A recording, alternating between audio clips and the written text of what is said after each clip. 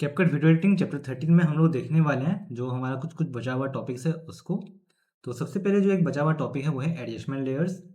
Adjustment layers क्या काम आता है? अगर मान लेते हैं मेरे पास मल्टीपल क्लिप्स हैं एक के ऊपर एक लगे हुए और मैं चाहता हूँ कि मेरे को सेपरेट सबको कलर ग्रेडिंग नहीं करना है, मैं एक कलर ग्रेडिंग अप्लाई करूँ और वो सारे के सारे में अप्लाई हो जाए। तो उस केस में हम लोग यूज़ करते हैं एडजस्टमेंट लेयर्स। यहाँ पे आपको ये लेना है कस्टम एडजस्टमेंट और अपने वीडियो पर प्लेस कर देना है।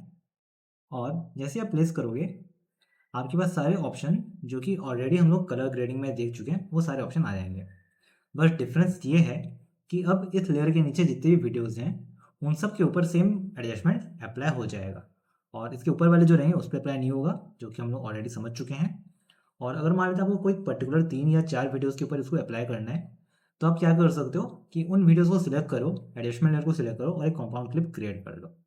तो सिर्फ उन 3 से 4 में ये एडजस्टमेंट लगेगा और बाकी में नहीं लगेगा। तो कस्टम एडजस्टमेंट बहुत ज़्यादा यूज़फुल रहता है जब आपको मल्टीपल लेयर्स में एक साथ कलर ग्रेडिंग करना रहेगा तब। तो ये एक पार्ट छूटा हुआ था। सेकंड, जब आप कलर ग्रेडिंग कर रहे हो तो और एक चीज़ बहुत ही हेल्पफुल रहता है जो कि आपको मिलेगा प्लेयर वाले टैब में, जिसको बोलते हैं कलर ऑसिलोस्कोप। इसको अगर मैं शो करूँ तो ये क्या करता है, ये बताता है कि मेरे वीडियोज़ में जितने भी डोमिनेंट कलर हैं वो शो करता है। जैसे कि फॉर एग्जाम्पल यहाँ पे रेड, ग्रीन और ब्लू दिया हुआ है जिसमें सबसे ज़्यादा आपको दिखाई देगा रेड हाइटेड है। मतलब मेरे क्लिप में रेड सबसे डोमिनेंट कलर है। तो अगर मैं इसको कम करना चाहता हूँ तो मैं क्या करूँगा, एचएसएल में जाके रेड को कम कर दूंगा या फिर सेचुरेशन में जाके रेड को कम कर दूंगा ताकि तीनों कलर बैलेंस में रहे। तो अगर आपने ऑलरेडी कभी यूज़ किया डाविंची रिजॉल्व का कलर ग्रेडिंग टूल तो आपको ये पता चलेगा कि ये बहुत ज़्यादा यूज़ आता है उस केस में कलर ग्रेडिंग के लिए। वैसे ही ये वाला रहता है सेकंड वाला, इसमें भी हम लोग देख सकते हैं जब आप ये वाला ग्राफ यूज़ करो तो आपका ये टारगेट रहना चाहिए कि कोई भी कलर पूरा टॉप को टच ना करे, चाहे वो व्हाइट हो, रेड हो, ब्लू हो, ग्रीन हो, कोई भी सेम कोई भी कलर ग्रीन, रेड, ब्लू कुछ भी हो वो सबसे नीचे बॉटम को टच ना करे। तो आपको एक ऐसा कलर रेंज रखना है जो कि मिडल में रहेगा, ना तो पूरा नीचे टच हो ना ही पूरा ऊपर टच हो। तो उसको बोलते हैं बेटर कलर बैलेंस। तो ये कलर बैलेंसिंग और कलर ग्रेडिंग में बहुत ज़्यादा काम आता है। हालांकि क्योंकि मैंने बताया है कि कलर ग्रेडिंग के लिए मेनली डाविंची यूज़ होता है, कैपकट यूज़ नहीं होता। और जब आप नॉर्मली कलर ग्रेड कर रहे हो तो हम लोग उतना ज़्यादा नहीं देखते इसमें। तो अगर आपको कलर ग्रेडिंग करना है तब यूज़ कर सकते हो और नहीं करने से भी चलेगा। और जो हमारा टॉपिक एक बचा हुआ है वो है वॉइस ओवर। अगर आपको खुद का वॉइस ऐड करना है तो उसमें भी आपको कुछ कुछ सेटिंग्स देखना पड़ता है। वॉइस ऐड करने के लिए आपको जाना है ये वाला ऑप्शन वॉइस ओवर। इसके बाद यहाँ पे आपको ऑप्शन देता है कि आप कौन सा माइक यूज़ करना चाहते हो, किस तरह का रिकॉर्डिंग करना चाहते हो, तो यहाँ पे आप सिलेक्ट कर सकते हो। सबसे पहले आपका ये इंटेंसिटी बताता है कि अभी जो मेरा डिफ़ॉल्ट माइक है वो मेरा वॉइस को कितना ज़्यादा रिसीव कर रहा है। जब भी आप रिकॉर्ड करो आपको टारगेट करना है कि ये जो बार है वो कम से कम लास्ट तक जाए, तब जाके आपका एक क्लियर वॉइस रिकॉर्ड होता है। लेकिन ऐसा ना हो कि ये बिना कुछ आप बोले लास्ट तक जा रहा है, तब बहुत ज़्यादा बैकग्राउंड नॉइस कैच कर रहा है। तो आपको ये चेक करना है कि आप जब ना बोलो तो ये पूरा जीरो में रहना चाहिए और जब आप बोलना स्टार्ट कर रहे हो तो फिर ये फुल में जाना चाहिए।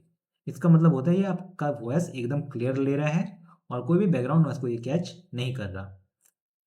Second, input device. जैसे कि लैपटॉप में मेरे मल्टीपल इनपुट डिवाइसेस हैं, या तो मैं जो डायरेक्टली लैपटॉप में माइक्रोफोन दिया रहता है वो यूज़ कर सकता हूँ, या फिर अगर मैंने ऑलरेडी ईयरफोन लगा रखा है 3.5 mm तो वो यूज़ कर सकता हूँ, या फिर अगर मैंने कोई और ऑडियो जैक यूज़ करके ऑडियो उसका यूज़ कर रहा हूँ, या फिर वायरलेस ऑडियो यूज़ कर रहा हूँ ब्लूटूथ का या फिर हेडफोन का, तो यहाँ पे मैं इनपुट डिवाइस को सिलेक्ट कर ले सकता हूँ। जैसे ऑलरेडी मेरे 4 कनेक्टेड हैं। एक जो भी मैं माइक्रोफोन यूज़ कर रहा हूँ जो मेरा वायर्ड वाला है, हालांकि मैं यूज़ नहीं करता, मैं डायरेक्टली मोबाइल में रिकॉर्ड करता हूँ अपना वॉइस, लेकिन मेरा पीसी में लगा हुआ है इसलिए शो कर रहा है। सेकंड, जो मेरा 3.5 mm जैक है, हेडसेट माइक्रोफोन, ये वाला माइक्रोफोन ऑलरेडी जो लैपटॉप में जा रहा था वो शो कर रहा है, और ये मेरा वायरलेस वाला है ऑडियो रिले का। तो यहाँ पे आपको इनपुट डिवाइस शो करता है, तो आपको जब भी रिकॉर्ड करो तो आपको चेक करना है कि सही वाली डिवाइस सिलेक्ट होना चाहिए। थर्ड चीज़, हम लोग वॉल्यूम एडजस्ट कर सकते हैं। ये कब काम आता है, जैसे मैंने बताया, अगर आपका वॉइस बैकग्राउंड उसको कैप्चर कर रहा है, यहाँ पे आप देख सकते हो, तो आप इस वॉल्यूम को अगर एडजस्ट करोगे तब ये बैकग्राउंड नॉइस को कैप्चर करना बंद कर सकता है। हालाँकि आपके वॉइस में बहुत ज़्यादा इफ़ेक्ट ये नहीं करेगा, आपको बस थोड़ा-सा लाउड बोलना पड़ सकता है अगर आप वॉल्यूम लो सेट कर रहे हो, लेकिन अगर आपके में बहुत ज़्यादा बैकग्राउंड नॉइज़ है तो ये बहुत ही ज़्यादा हेल्पफुल रहता है। इसको आप लो करके रखोगे तो आपका बैकग्राउंड नॉइज़ कैच नहीं होगा। प्लस इसमें एडवांस सेटिंग कुछ दिए हुए हैं, जैसे कि अगर मैं चाहता हूँ कि जहाँ-जहाँ मैं अपना वॉइस ओवर ऐड कर रहा हूँ, उस पर्टिकुलर पार्ट में मेरा जो मेन वीडियो का ऑडियो है वो म्यूट हो जाए, तो हम लोग म्यूट प्रोजेक्ट्स ले सकते हैं। और इको रिडक्शन, अगर आपके सराउंडिंग में इको हो रहा है जब आप रिकॉर्ड कर रहे हो तो ये ऑटोमेटिकली इको को रिड्यूस कर देगा। और एनहांस वॉइस जो कि हम लोग रिकॉर्डिंग के बाद भी उसको यूज़ कर सकते हैं, लेकिन आप ऑलरेडी अगर उसको एक्टिव रखना चाहते हो कि जो भी मैं रिकॉर्ड कर रहा हूँ वो अपने आप ऑटोमेटिकली एआई से एनहांस हो जाए, तो हम लोग एनहांस वॉइस को ऑन कर सकते हैं। तो ये मेरे लिए काम आता है अगर आप अपना खुद का वॉइस रिकॉर्ड करके ऐड करना चाहते हो। मैं प्रीफर करता हूँ कि मैं ऑलरेडी अपने मोबाइल में रिकॉर्ड कर लेता हूँ, तो मैं ये यूज़ ज़्यादा नहीं करता। तो इसको क्लोज करते हैं। नेक्स्ट था लिंकेज सेटिंग, जो कि मैंने छोड़ा था। लिंकेज सेटिंग में क्या रहता है, जैसे ही मैंने बताया कि लिंकेज क्या रहता है, जब हम लोग अपने मेन ट्रैक को मूव करते हैं लिंकेज ऑन करके, तो उससे रिलेवेंट जिससे भी ऑडियो फाइल रहेंगे, टेक्स्ट फाइल रहेंगे, स्टिकर रहेंगे, मतलब जो भी उसके ऊपर और नीचे हैं वो भी साथ साथ में मूव कर जाते हैं। लेकिन इसमें आपको कस्टमाइजेशन ऑप्शन देता है कि आप कौन कौन से लेयर को अटैच करके रखना चाहोगे।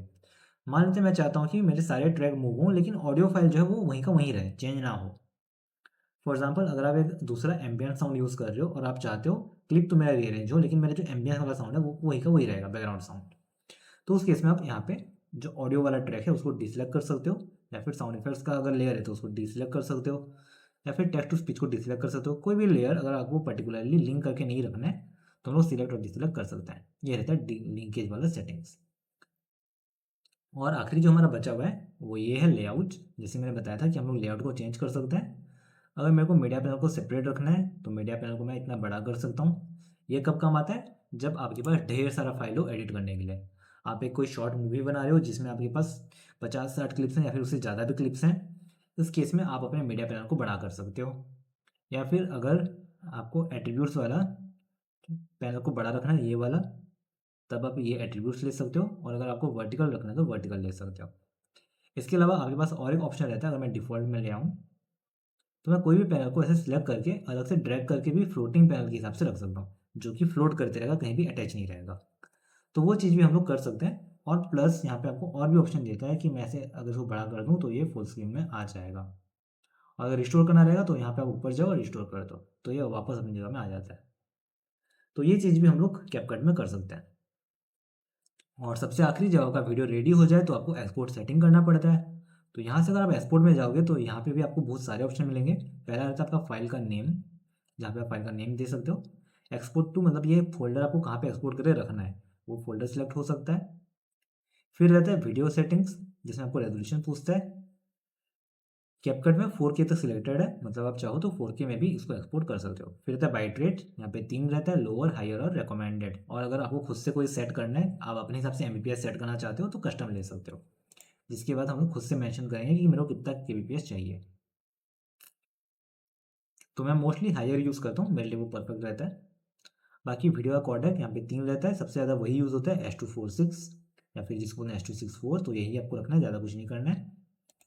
हाँ, अगर आप वीडियो को कंप्रेस करना चाहते हो किसी और प्लेटफॉर्म के लिए, उस केस में आप HEVC के साथ जा सकते हो। फॉर्मेट ये भी MP4 रहेगा। MOV तब काम आता है जब हम लोग को ट्रांसपेरेंट बैकग्राउंड के साथ इसको एक्सपोर्ट करना हो, लेकिन फिलहाल कैपकट में ट्रांसपेरेंट बैकग्राउंड सपोर्ट नहीं करता, वो सिर्फ आफ्टर इफेक्ट्स में करता है। तो आप MP4 के साथ ही जाओगे। अगर आप MOV भी यूज़ करते हो तो भी वो ब्लैक ही आएगा। फ्रेम रेट इसको आपको अपने रिक्वायरमेंट के हिसाब से रखना है। मैक्सिमम 60 FPS तक सपोर्टेड रहता है, बट मैक्सिमम प्लेटफॉर्म के लिए 30 FPS ही सही रहता है। ऑप्टिकल फ्लो, तो अगर मान लेते हैं कि मेरा जो वीडियो फाइल्स है और मैं जो एक्सपोर्ट कर रहा हूँ उनका फ्रेम रेट डिफरेंट है। मान लेते हैं मैं जो वीडियो एडिट कर रहा हूँ वो 24 FPS में रिकॉर्ड हुआ था और अभी जब मैं एक्सपोर्ट कर रहा हूँ वो 30 FPS में है। तो उसको बैलेंस करने के लिए हम लोग ऑप्टिकल फ्लो को ऑन कर सकते हैं। हालांकि इतना रिक्वायर्ड नहीं रहता, फिर भी अगर आप चाहो तो ये ऑप्शन रहता है अवेलेबल। बाकी कलर स्पेस जो कि परफेक्ट रहता है हमारे इंस्टाग्राम का रिक्वायरमेंट के हिसाब से, वो रहता है REC 709 HDR। और अगर आप चाहते हो कि आपका वीडियो एक्सपोर्ट हो उसके साथ साथ आपके जो पर्सनल ड्राइव है, जिसको हम लोग स्पेसेस बोलते हैं कैपकट में, वहाँ भी सेव हो, तो ये कर सकते हो आप, लेकिन ये करना ज़रूरी नहीं है। अब मान लेते हैं कि आपको वीडियो नहीं चाहिए, बस ऑडियो चाहिए, तो आप ऑडियो को ऑन कर सकते हो, या फिर दोनों सेपरेट सेपरेट रखना है तो आप दोनों को टिक कर सकते हो। इससे क्या होगा, वीडियो अलग से एक्सपोर्ट होगा और उसमें जितने भी ऑडियो यूज़ हुए हैं वो सारे सारे अलग से एक्सपोर्ट हो जाएंगे। और अगर आपको सिंपली सिर्फ ऑडियो एक्सपोर्ट करना है तो वीडियो को हटा दो, बस ऑडियो भी एक्सपोर्ट कर सकते हो। और अगर आपको as a GIF format export करना है तो वो ऑप्शन भी रहता है, हम लोग GIF फॉर्मेट भी ले सकते हैं। और अगर आपको अपना कैप्शन एक्सपोर्ट करना है, अगर आपने ऑलरेडी कैप्शन ऐड कर रखा है, आप चाहते हो उसको एक्सपोर्ट करके कहीं और यूज़ करना, तो आप कैप्शंस को भी एक्सपोर्ट कर सकते हो SRT फाइल में। तो ये रहता है हमारा एक्सपोर्ट सेटिंग्स। इसी के साथ हमारा जो बेसिक वाला है कॉन्सेप्ट्स कैपकट का पूरा कंप्लीट होता है, जिसमें हम लोग सारा फीचर सीख चुके हैं। अभी हम लोग आने वाले वीडियोज़ में से कुछ-कुछ एडवांस चीज़ें हम लोग कैसे कैपकट में बना सकते हैं और कंप्लीट एक रील को एडिट कैसे कर सकते हैं रॉ फाइल में से, वो सीखेंगे।